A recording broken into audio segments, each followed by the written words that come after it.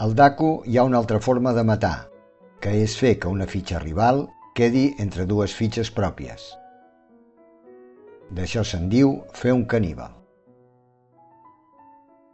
Si el caníbal es fa fora de la zona rival, es procedeix com en una mort normal i la fitxa morta torna a començar.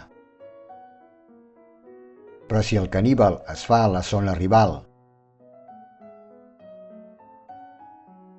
i hi col·loquem un comodí en lloc de la fitxa morta, quedarà format un trio.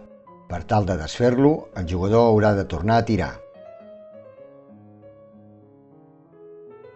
Un jugador no pot col·locar una fitxa entre dues fitxes rivals perquè això suposaria un suïcidi.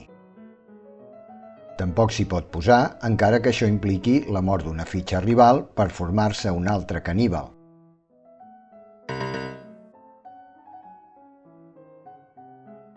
Si hi anés a parar obligat per alguna jugada,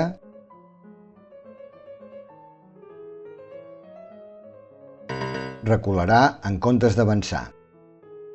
Únicament es podrà posar una fitxa entre dues rivals si és per formar una fletxa. Naturalment, no es pot matar una fitxa amb un caníbal si està assegurada.